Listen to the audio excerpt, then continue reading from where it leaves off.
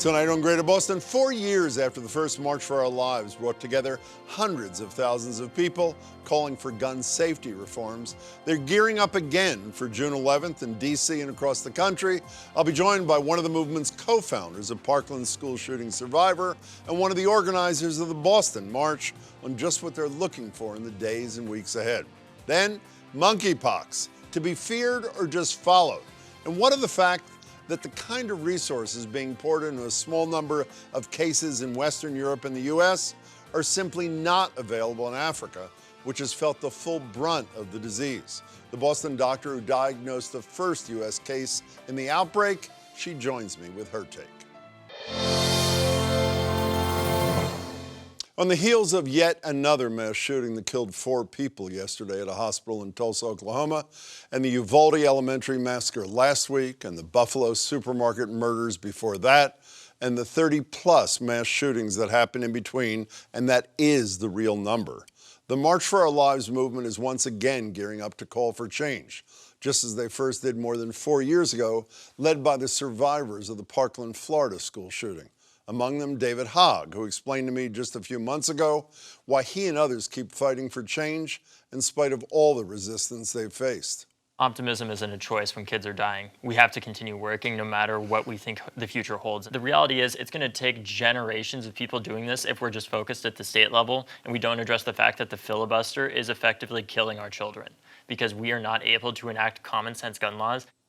And that call for common sense gun laws at the national level will echo across the country once again with another March for Our Lives demonstration next Saturday, June 11th, in Washington, D.C., and more than 300 other sister events in other cities, including right here in Boston. Joining me are 2 of the leaders behind these events, Parkland shooting survivor and March for Our Lives co-founder Jaclyn Corin, who's a rising senior now at Harvard, and Boston March organizer Charlotte Vincent, a recent graduate of Brookline High. Welcome to both of you.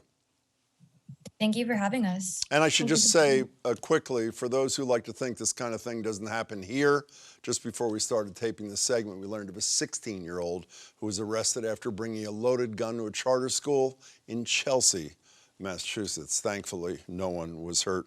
Jaclyn, more and more responsible journalists are ensuring that we learn about the lives of people who were killed in these atrocities, but we don't know much about survivors. You are one. 4 years after Parkland and after Uvalde, how are you? Wow, I mean, that is a loaded question. The reality is that if you're a part of a community that goes through a mass shooting, you are never fully healed. You know, the shooting at my high school that killed 17 people happened almost 4.5 years ago, and I am still absolutely traumatized. I mean, I can't go anywhere without fearing that someone is carrying a gun behind me. And that's what a lot of survivors live like every single day. And because there's been over 200 mass shootings just this year so far, and we're barely halfway through the year, you can only imagine that there are a lot of survivors of gun violence that go through the same thing every single day, day in and day out. And it's not just in schools, as we've seen, it's in our hospitals, it's in movie theaters, it's in our churches, it's in our synagogues, it's everywhere in this country. No one is safe. You know, Jaclyn, it seems to me from afar that someone like you faces 2 choices after living through a trauma like that. You can choose to fight, which means you have to relive this over and over and over again, or turn away from it. Why did you choose the former? Yeah, well, I mean, partly it was survivor's guilt that lives with me every day, knowing that I was lucky enough to be alive. I needed to do something productive with my fear on behalf of my friends that were killed.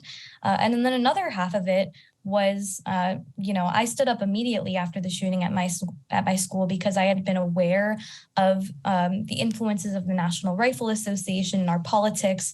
But as I, progressed through the gun safety movement, I learned more and more about the barriers that exist in our politics that prevent common sense gun legislation from passing in this country. And, that just made me even more angry. And everyone asks, what do you feel when these shootings happen all the time. And often my first emotion is anger because I know what needs to be done. There are preventable, common sense legislation that can be passed and have been passed on a state level. I mean, Massachusetts is, one of the states with the strongest gun laws in the country, and consequently has the second lowest gun death rate in the U.S. So there's a correlation there. So it's just infuriating. Charlotte, what's your motivation? And are you an outlier amongst your contemporaries, or you the norm, do you think? Yeah, I think I became involved with the movement back in 2018. I actually helped lead the walkout at my school following Parkland, and we had thousands of students walk out that day. And that was really the first time I realized that this is a movement, and there are so many of my peers that are behind me. And even for this next march on June 11th, I've had so many people reaching out to me saying, we are behind you. And I think that we are here to show that we are the generation that can end gun violence. Go ahead. I'm sorry. No, you go ahead, Charlotte. My apologies. No, I just think that it's really powerful to see, but it also is, it's a movement that grows every day. And there are obstacles that we face every day, especially as we wait, more lives are lost each day. And I think that can definitely it gets hard, but we keep going. Well, explain, Charlotte, explain June 11th to me. Is it because we have to do something, or because you believe and others believe that this time might be different? There is reason for hope. What's behind it? Yeah, so we really firmly believe that this time is different. June 11th, across the country, we already have over 400 marches planned, and we are here to demand that Senator Schumer calls a vote on universal background checks at this moment in time, to get lawmakers on the record for something that over 90% of Americans support. And we are here to show that we are going to end gun violence, and we are coming out in record numbers once again. We made a lot of change after 2018, but like David Hogg mentioned in that segment you showed earlier, the movement continues. It's going to take a lot of work to get that done. Jaclyn, as callous and uncaring as the obstacles to change in Congress are, you were sort of living proof that there's no obstacle too high. When you led the legislative effort after the murders at your school, A-plus NRA guy, now United States Senator, then Governor, Rick Scott is running the state. And correct me if I'm wrong, it's been a while, 3-day waiting period, raising the purchase age to 21, and banning bump stocks. Am I not right about that? You are absolutely right about that. After I brought 100 of my peers to the Florida state capitol of Tallahassee, 6 days after the shooting at my high school, we did pass all of those laws, and including extreme risk protection orders, which basically, allows law enforcement to temporarily remove a firearm from someone who exhibits signs of wanting to hurt themselves or others, because a lot of what gun violence is, as well as preventing gun suicide. And so all of those pieces of legislation have been proven to save lives in Florida. And I'll kind of answer the question you pointed at Charlotte as well. Sure. After the march in 2018, we saw record-breaking numbers of gun safety laws passed in a lot of states, not only just Florida. I mean, we saw Florida legislation. We also saw extreme risk protection orders in Virginia, or the prohibition of firearms at polling sites in Colorado. And all of those, all of our hard work also led to at least 32 NRA-backed candidates losing their races in 2018. So though people feel frustrated that nothing has been done on a national level, besides for banning bump stocks, and surprisingly, Trump did that, stuff is happening on the state level. And that's why we're marching again, because we're trying to push for that movement on the state level to, happen on a national level. Because ultimately, gun trafficking. Sorry. But I understand that, Jaclyn. And I know the target is Washington this time, and Hogg said that as well. But I would argue part of the problem that we haven't discussed is, at least in my opinion, the most influential man in Washington, and that's Mitch McConnell. And here he is Tuesday speaking to a reporter. We had a group led by Senator Corin and Senator Murphy on the Democratic side, discussing how we might be able to come together to target the problem, which is mental illness and school safety. Jaclyn, notice a word missing from what the problem is with Mitch McConnell there? No mention of guns. No mention of guns.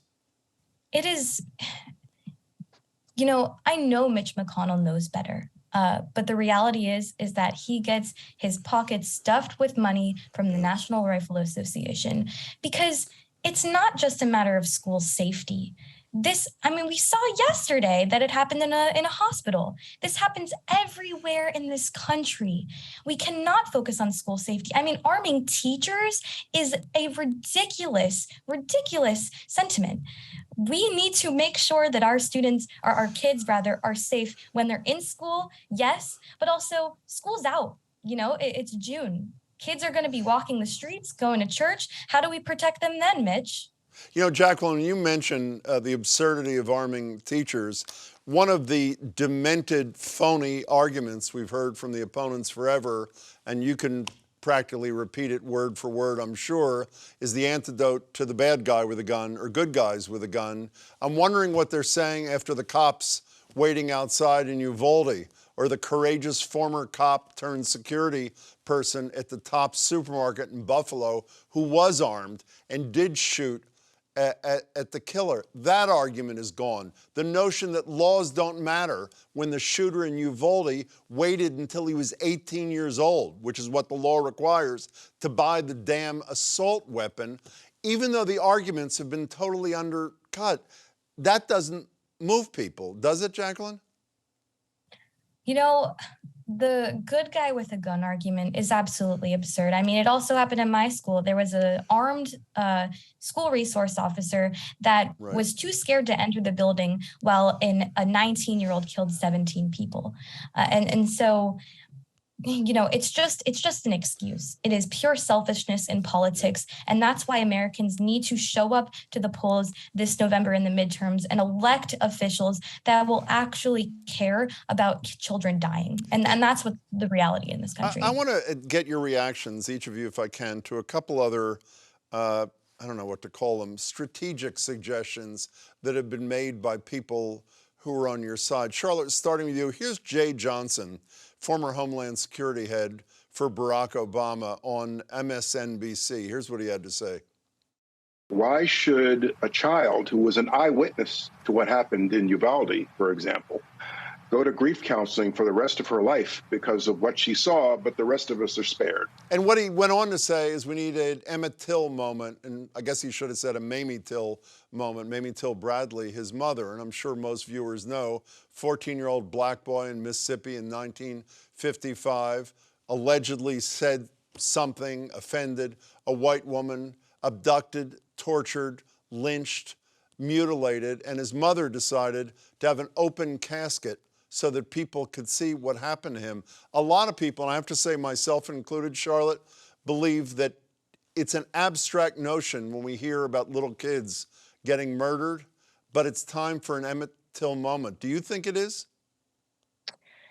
I think it is to an extent. I think we have to protect the respect of the families who are grieving. Of course, they would decide. Yes. Of course, yes. Yes, of course. But I do think, I noticed after Uvalde, I saw a lot of tweets and a lot of, public figures calling for this. And I think the idea that a parent can drop their child off at school and can only identify them from a DNA test is just something that is so tragic, but so abstract for those who do not have to go through it. And so I do think it's time for the American people and the politicians who refuse to act on this issue to have an awakening to what these families are going through. And another tactic that I don't mean tactic in a cheap sort of way, Jaclyn, that I read about yesterday in The Atlantic in a piece written by Gal Beckerman, was spend the summer, all you parents out there with kids in schools, organize, get ready, and if Congress hasn't acted to do the right thing on gun safety by the fall, keep your kids out of school. What do you think of that? I honestly don't think it's a bad idea. I can totally understand why parents are petrified to send their children to school. And if that's what finally makes them move, then so be it. Boycotts have been incredibly effective in this country. And I don't think we've ever seen something to that degree, a boycott on our education system. But children are being killed in the place that they're supposed to feel the safest, where they're supposed to grow as humans. And if that's what it takes, that's what it takes. You know, before you two leave, I'd like to get a quick response from both of you, starting with you, Charlotte. What do you say to a person who's watching, who's considering participating in March for Our Lives on June 11th, but is skeptical that the obstructionists are ever going to care more about kids than they care about gun manufacturers? What do you say to them?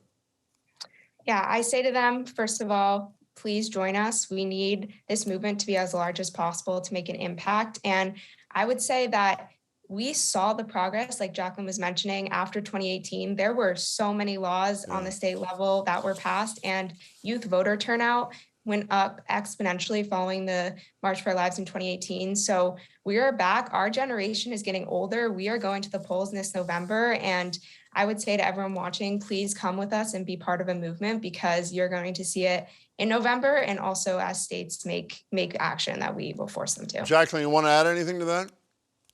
Just if you want to march, text March to 954-954 and find your local march, or join us in Washington, D.C. for the main march. Jaclyn and Charlotte, I thank you for your work, and I wish you a lot of luck on June 11th and thereafter. Thanks so much. Thank you. Thank you. The March for Our Lives demonstrations will take place next Saturday, that's June 11th. For more information on the events in Boston, Washington, or throughout the country, head to marchforourlives.com. As of now, the World Health Organization has classified monkeypox as moderate risk, with at least 257 confirmed cases across 23 countries, including in Europe and North America. The virus has been considered endemic to parts of Central and Western Africa for decades, with cases rising steadily since the 1970s.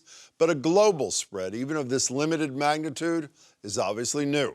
As of this past Tuesday, the U.S. had at least 17 cases in 9 states, the first of which was discovered right here in Boston. So how much of a threat is monkeypox to a population still shaken by COVID? I'm joined by the doctor who made that first diagnosis, Dr. Nessel Bascaz, Associate Chief and Clinical Director of the Infectious Disease Division at Mass General. Doctor, it's a pleasure to meet you. A pleasure to meet you as well. You know, the story that Felice Fryer wrote about your diagnosis read like a mystery thriller. You meet the patient on admission at May 12th. Penicillin and antivirals don't work.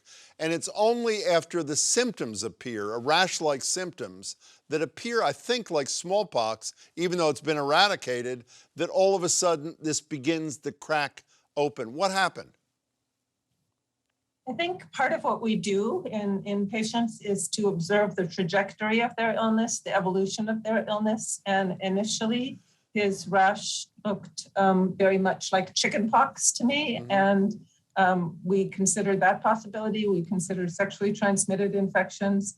It was only really watching him every day for several days in a row that I saw him worsen despite the treatment. And I also saw the rash change over time. At least some of the skin lesions that were quite persistent were changing.